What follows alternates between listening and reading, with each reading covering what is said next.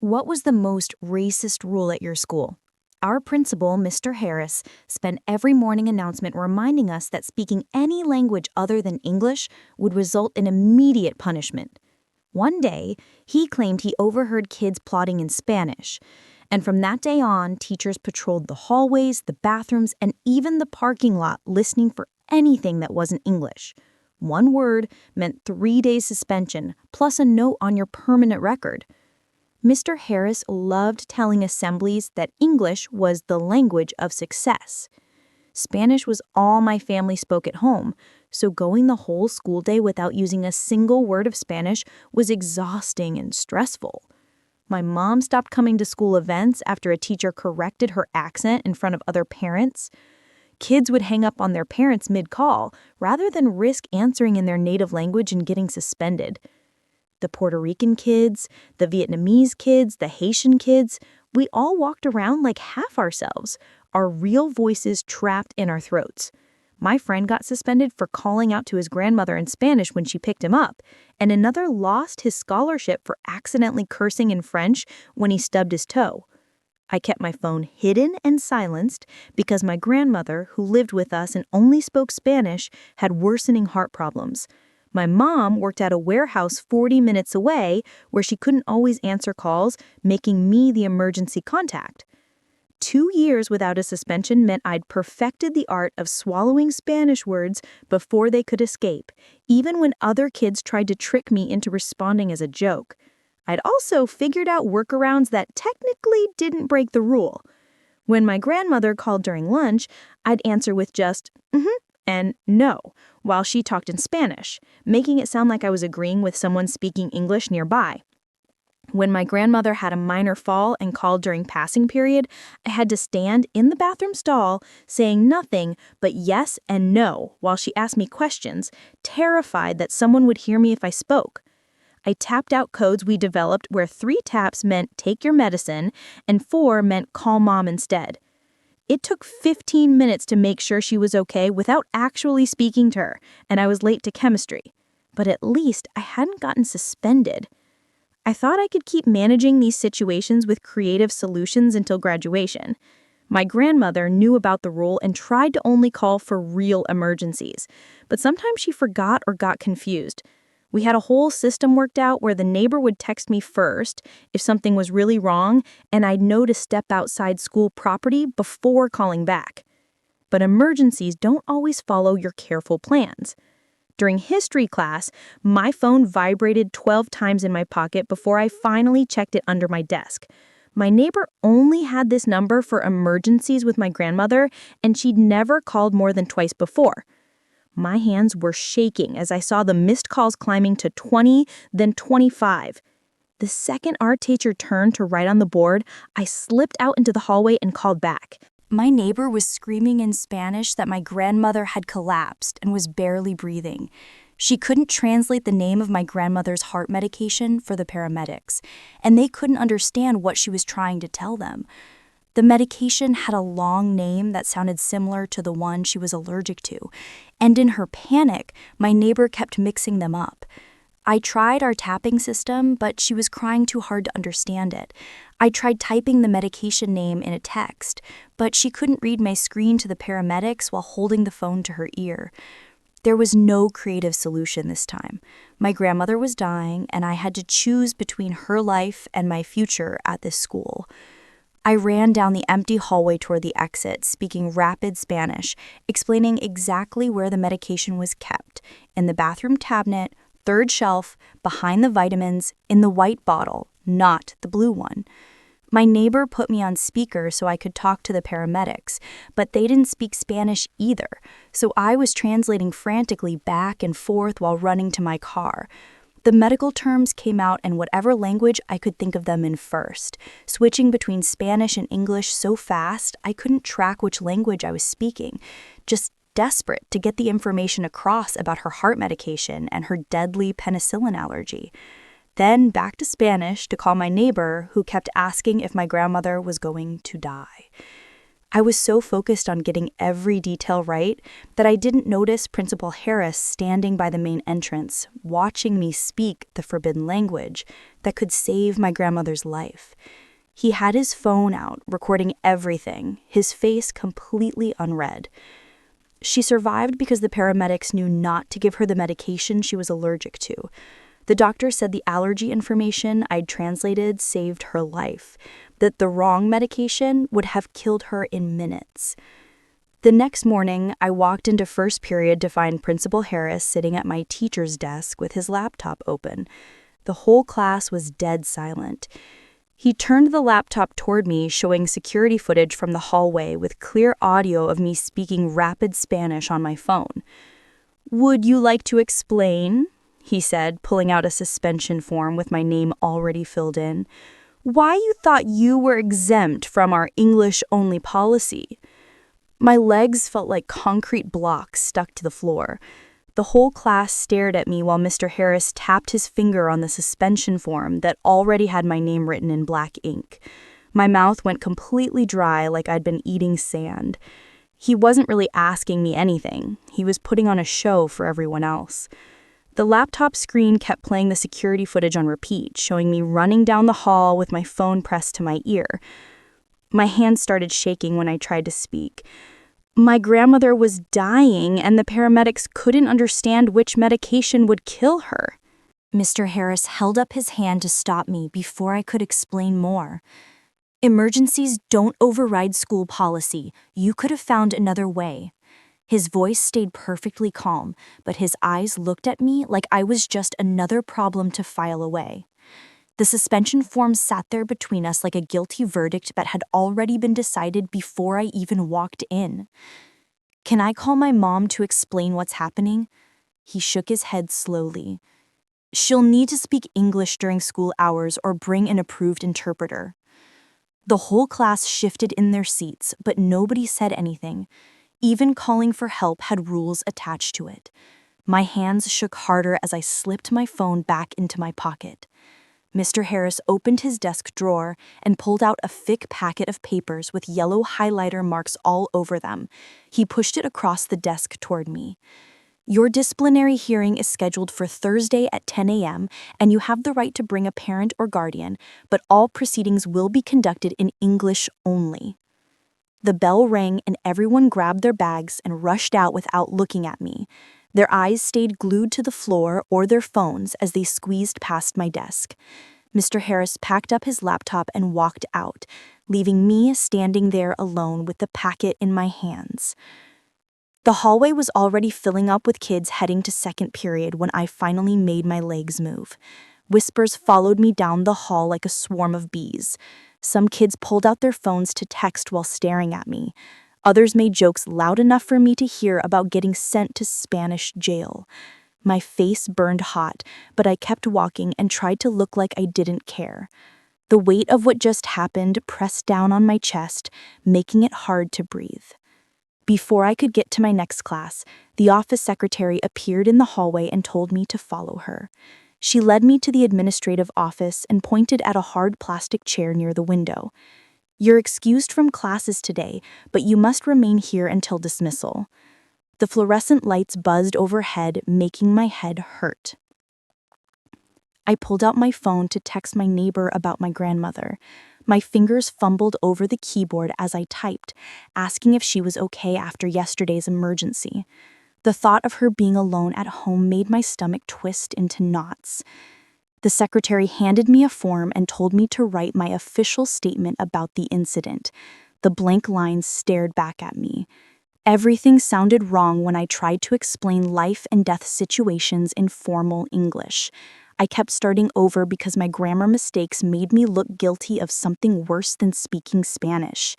The secretary watched me struggle without offering any help. Her eyes followed my pen as I crossed out another sentence and started again. The words wouldn't come out right no matter how many times I tried. After my fifth attempt, I asked if I could get a copy of Mr. Harris's recording from the hallway. The secretary didn't even look up from her computer. That's internal evidence that students can't access. My stomach dropped like I was falling off a cliff. They had proof I couldn't even see or respond to properly. The unfairness made my jaw clench so tight my teeth hurt. Another student sitting across from me waiting for something leaned over and whispered that the hallway cameras have audio recording. I hadn't known that before. My brain started racing as I pulled out a notebook and started writing down exact times and locations. I tried to remember who else was in that hallway when I ran past. Maybe someone else saw the emergency written all over my face. Maybe they heard me crying as I ran. Interesting conversation happening here. I wonder what they're really thinking. The other student got called into the counselor's office before I could ask more questions. My phone buzzed with a text from my friend saying people were already spreading rumors. They were saying I planned to break the rule on purpose to make some kind of political statement. The lie was spreading faster than I could possibly correct it. More texts came in asking if I was trying to be some kind of hero or if I just wanted attention. I felt sick knowing how twisted the story was already becoming. My thumb hovered over the reply button, but I couldn't think of what to say that would make any difference. I turned off my phone notifications and shoved it deep in my backpack. The secretary kept typing on her computer while I sat there with a half-finished statement form in my lap. The clock on the wall moved so slowly I thought it might be broken. Other kids walked past the office window and stared at me like I was an animal in a zoo. Some pointed and whispered to their friends. The form still sat there, mostly blank, because nothing I wrote could capture what really happened. How could I explain in perfect English grammar that my grandmother's life mattered more than their stupid rule? My phone buzzed in my pocket, and I pulled it out to see a text from my neighbor saying my grandmother was stable, but really weak and kept asking for me in Spanish over and over. The relief hit me so hard I had to grab the desk. But then the guilt came right after because I should have been there with her instead of sitting in this stupid office. She probably didn't understand why I wasn't home yet, and that made my chest hurt. I shoved the form back across the desk, unsigned, and walked out while the secretary called after me that I couldn't leave without permission. The halls were empty during class time, and my footsteps echoed as I headed to my locker to grab my stuff. A note taped to my locker said the guidance office had scheduled me an appointment tomorrow morning with Orlando Frey, some counselor who supposedly helped bilingual students with these situations. Maybe someone in this building actually understood what we were going through, but I wasn't holding my breath. That evening, while Mom and I sat at the kitchen table trying to eat dinner, an email popped up on my phone with the official hearing details: 3-day suspension, permanent record notation, and review of my enrollment status. My hands went cold when I read those last 2 words because they could actually kick me out of school for this. Mom read it over my shoulder, and her face went white as she grabbed my hand and squeezed it tight. The next morning, I showed up early for my appointment with Orlando Frey, who turned out to be this quiet guy with glasses who actually listened instead of just talking. He explained that the school had broad authority, but there were district policies about discrimination they might be violating with this English-only rule. He couldn't promise anything would help, but he gave me a list of what to document and how to present it at the hearing.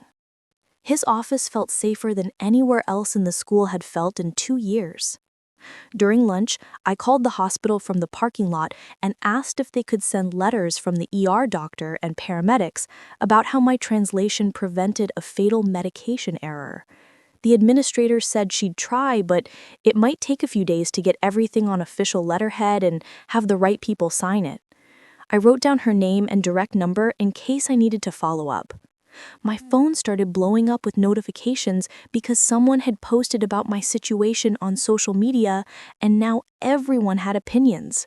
Half the comments said, "Rules are rules," and I knew what would happen. The other half said, "Saving a life matters more than any stupid policy." The notifications made me dizzy, so I deleted the apps off my phone because I didn't want to be anyone's political symbol or debate topic. After chemistry, my teacher asked me to stay behind, and once everyone left, she quietly admitted the language policy felt wrong, but teachers could lose their jobs for speaking up about it. She pointed to a page in the student handbook showing the district's own non-discrimination language that seemed to contradict the English-only rule. Her hands shook a little as she showed me where to find it online and told me to make copies. That evening, a guy named Ruben from some legal aid group called after my mom reached out to them for help. He explained that Title VI protects language minorities, but schools often claim safety exceptions to get around it. Any federal complaint would take months to process, way past graduation, so the system moves slower than my life did. The next morning, I went to the main office and requested a Spanish interpreter for my hearing, since my mom struggled with formal English in legal terms. The secretary said they don't provide interpreters for disciplinary hearings, only for special education meetings, and I made sure to write down her exact words. Mike Fair, the assistant principal, pulled me aside in the hallway and suggested I just take Saturday detention instead of fighting this whole thing. He looked tired, like he'd had this conversation before and knew exactly how it would end for kids like me. The easy path tempted me for about 2 seconds before I remembered my grandmother's face when the paramedics were trying to help her and nobody could understand what she needed. I told Mike thanks, but no thanks, and kept walking to class. The rest of the week crawled by with teachers looking at me weird and kids whispering when I walked past. Some of them tried to talk to me in Spanish as a joke to see if I'd respond and get in more trouble. I kept my mouth shut and my head down, counting the days until the hearing. My grandmother called twice, but I let it go to voicemail because I couldn't risk anyone hearing me speak Spanish on the school property again. Mom took time off work she couldn't afford to help me prepare for the hearing, going through the handbook and printing out everything Orlando had suggested. We stayed up late, organizing documents and practicing what I would say in English, even though it felt wrong, explaining in English why speaking Spanish saved a life. The morning of the hearing, my stomach hurt so bad I could barely eat breakfast. But Mom made me try anyway. My phone buzzed with an email notification while I was getting my papers together. The scholarship committee had sent a message about reviewing all disciplinary records before making final decisions. My hands went cold, reading that they'd be checking my permanent record next week. This wasn't just about missing 3 days of school anymore. 4 years of straight A's and perfect attendance could mean nothing if that suspension went through. I shoved the phone in my pocket and grabbed my backpack, trying not to think about how college might disappear because I spoke Spanish to save my grandmother's life. The hearing was set for 2 o'clock, but first I had to get through a whole school day. At lunch, I got a text from Mom that my grandmother was released from the hospital. She needed someone watching her constantly now and checking her medications every 4 hours. I spent the rest of lunch period setting up phone alarms and texting our neighbor about check-in times. The chemistry test was tomorrow, and I hadn't studied at all. Everything felt like it was piling up at once. During study hall, an email from Ruben popped up on my laptop. He'd been researching and found that recording hallway audio might violate state privacy laws. But he also said courts usually gave schools lots of power for safety reasons. Every legal argument had a counter-argument that helped the school. The whole system seemed set up to protect them, not us. My phone vibrated with the text from a classmate I barely knew. She'd sent a shaky video that showed Principal Harris standing by the entrance with his personal phone pointed right at me while I was on my emergency call. This wasn't just security cameras catching something by accident. He'd deliberately recorded me himself, like he'd been waiting for me to mess up. I forwarded the video to Orlando right away, my fingers shaking with anger. That night, I stayed up making a timeline of everything that happened. Orlando came over and helped me write down every single timestamp and detail I could remember. He kept crossing out parts where I wrote how I felt and made me stick to just the facts. The times, the places, who said what, who was there, no opinions, no emotions. Just cold, hard facts that nobody could argue with. Working on it actually helped calm my nerves a little. The next day, during lunch, I walked around quietly asking Vietnamese and Haitian kids about their experiences with the language rule. Most were scared to talk, but a few wrote anonymous statements for me. One girl lost her National Honor Society spot after answering her mom's call in Vietnamese. A Haitian boy's parents stopped coming to his games because they were afraid of speaking French by accident.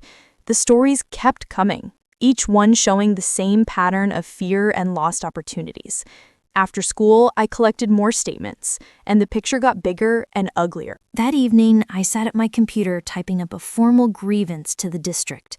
I cited discrimination and denial of interpreter services using all the legal terms Orlando had taught me.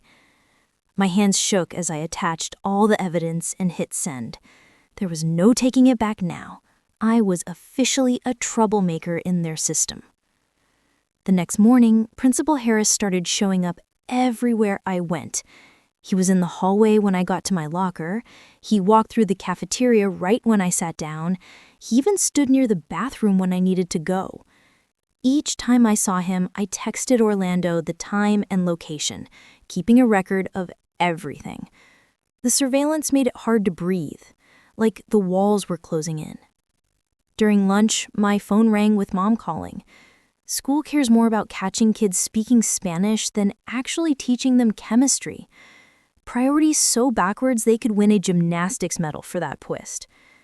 Her boss had told her that if she missed any more work for school meetings, he'd cut her hours. We needed every dollar she made to pay for my grandmother's new medications. I told her not to come to any more meetings, but she refused.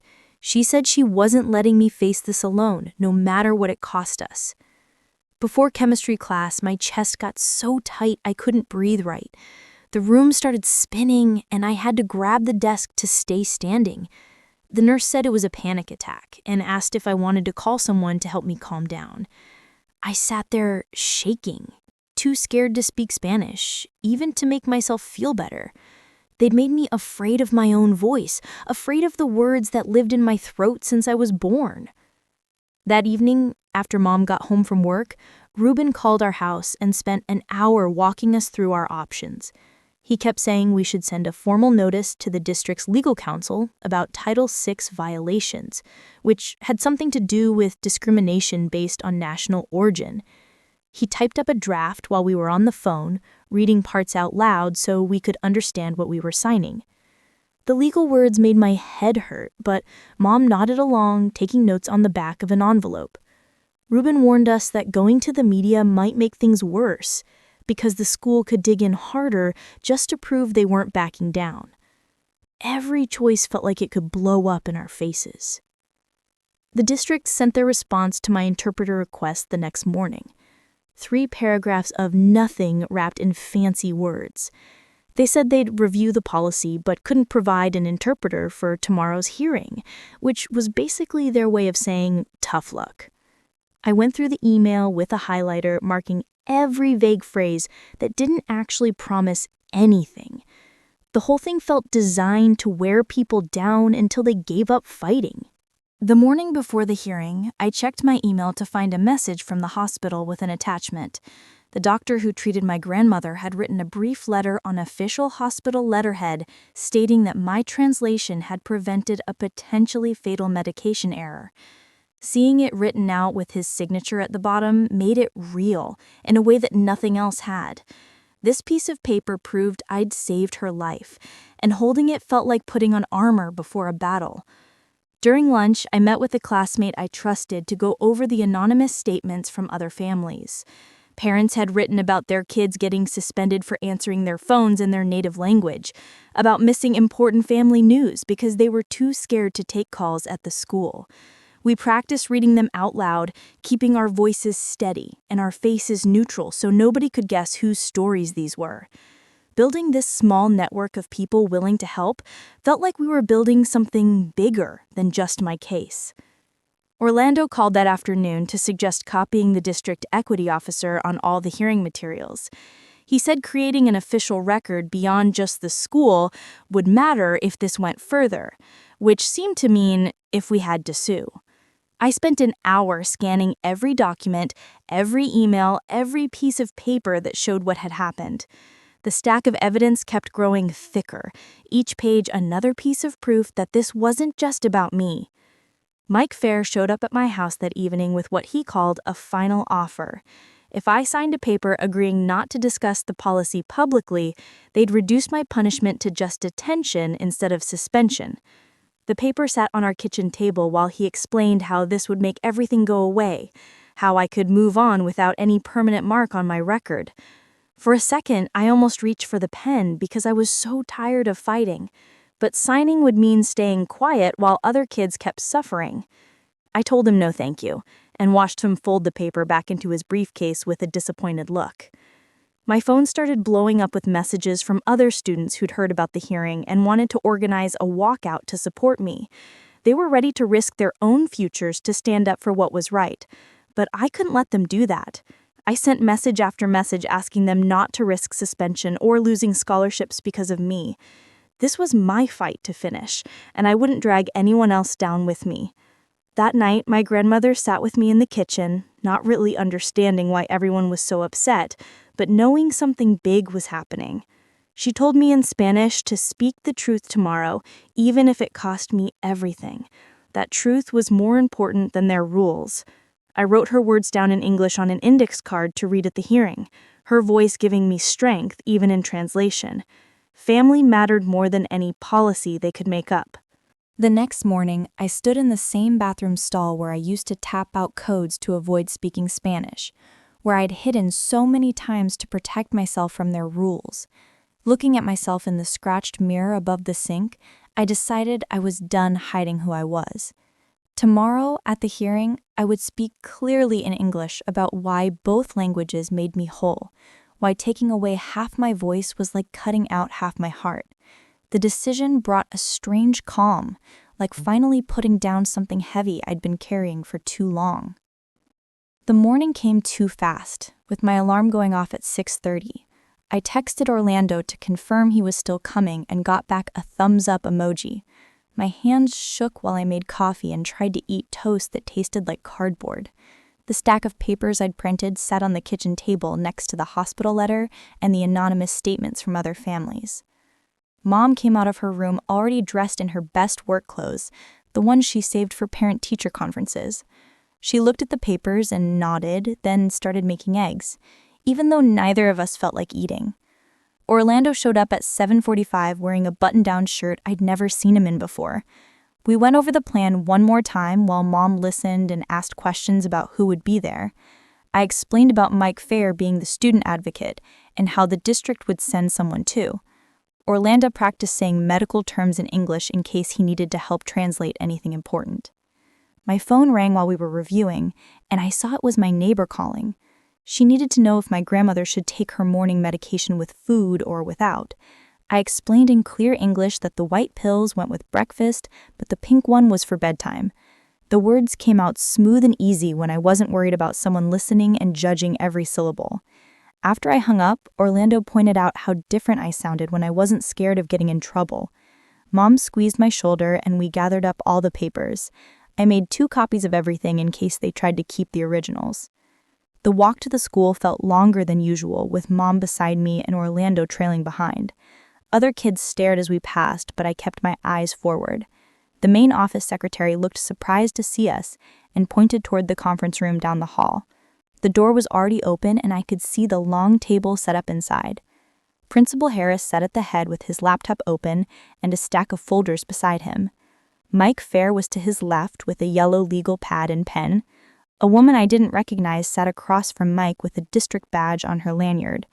The teacher representative turned out to be my sophomore English teacher, who gave me a small nod when we walked in.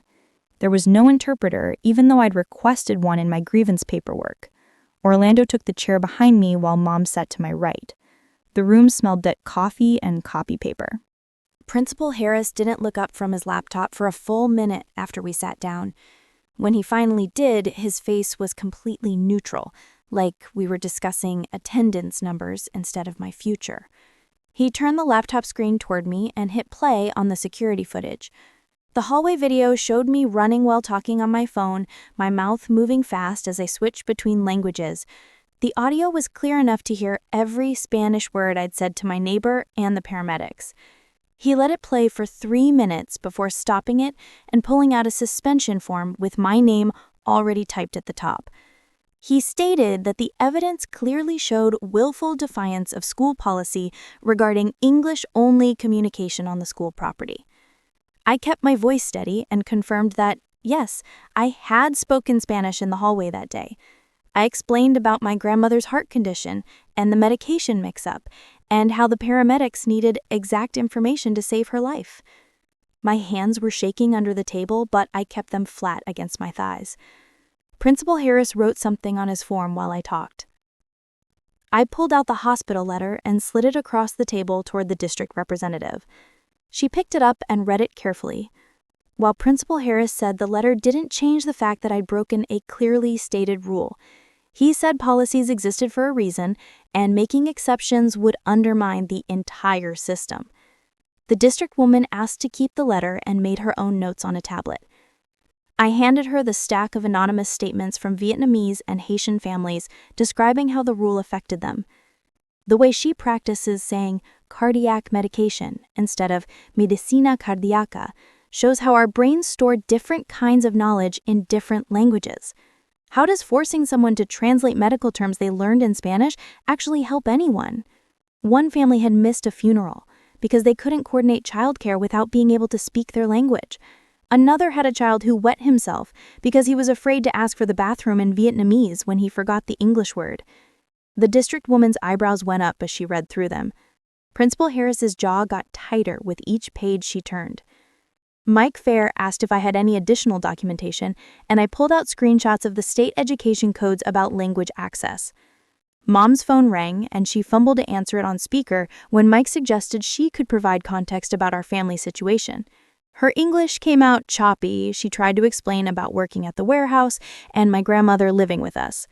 When she got stuck on a word, Orlando leaned forward and whispered it to me, and I repeated it louder so everyone could hear. Mom talked about missing school events because teachers made fun of her accent, and how she worried every day about me getting suspended for helping with my grandmother. Her voice cracked when she said she was proud of me for saving my grandmother, even if it meant getting in trouble. The district woman typed faster while Mom talked. Mike Fair cleared his throat and suggested that if I withdrew my district grievance, they could reduce the suspension to just 1 day instead of 3. I shook my head and said I wanted the policy reviewed instead of any deals about punishment. I kept my tone respectful, but didn't back down when he pressed about being reasonable. Principal Harris said I was being deliberately difficult and that actions had consequences. The district woman looked between Principal Harris and Mike Fair before saying she thought any disciplinary decision should wait until the district could review its language access policies more thoroughly. Principal Harris's face turned red as he insisted that school-level decisions didn't require district approval for standard disciplinary actions. The district woman reminded him that civil rights complaints went through different channels than regular discipline issues. They went back and forth using careful professional language while my fate hung in the air between them. After another hour of back and forth, they finally reached their decision. The district woman typed something on her laptop while Principal Harris sat there with his arms crossed, looking mad. She turned the screen toward me, showing the official ruling that I'd get 1 day of in-school suspension starting tomorrow. My record would be flagged as under review, and the district would look into their interpreter policies for emergency situations. It wasn't winning or losing, but something in between that nobody was happy about. I signed the paper without saying anything, because there was nothing left to say. The next morning, I reported to the small room near the main office where they kept suspended kids. The room had 3 desks facing the wall and no windows. I sat there doing worksheets while missing my chemistry lab where we were supposed to be doing the titration experiment that counted for 10% of our grade. My teacher had already said there were no makeup labs allowed, so my grade dropped from an A to a B, just like that. During lunch, I ate alone in that room while the monitor watched me from her desk. Some kids walked by the door on their way to the cafeteria, and I saw a few nod at me through the small window, but others were whispering and pointing. One girl mouthed that I got off easy, while another shook her head like I'd caused too much trouble for nothing. The social cost was becoming clear as I sat there with my sandwich getting soggy.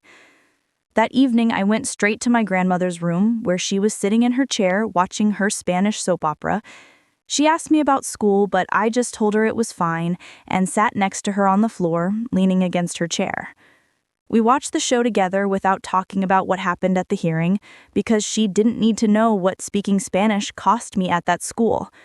She ran her fingers through my hair like she used to when I was little, and we shared that quiet comfort without needing any words at all. 3 days later, I got an email forwarded from my mom that the district had sent to all staff about starting a limited inquiry into language access practices at schools. Walking through the hallways that week felt different because conversations would stop when I passed, and some teachers seemed nervous when they saw me, like they were worried I might report them for something. My English teacher, who used to joke around with me, now kept our interactions strictly professional. Being right about the policy didn't mean being welcome in the building anymore. 2 weeks after the hearing, a memo went out announcing an emergency exception for language use during medical or safety situations and requiring schools to honor interpreter requests for parent meetings. Principal Harris called an assembly to explain that the new rules only applied to documented emergencies and regular school communication still had to be in English. He stood at the podium, reading from the memo in the most narrow way possible, but it was still progress, even if it was small. The scholarship committee sent me a letter saying they were deferring their decision until my final record status was clear, which left me stuck, not knowing if I'd have money for college or not. I wrote them careful updates every week, talking about my grades and activities without mentioning the suspension directly, but focusing on my academic performance while the review continued.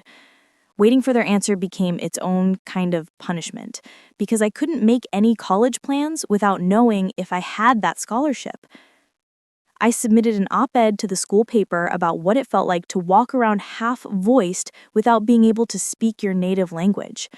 I described the feeling of words getting stuck in your throat and having to translate your thoughts before speaking them, without naming anyone specific or mentioning the suspension. After it got published, other kids started coming up to me quietly, saying it captured exactly what they felt too.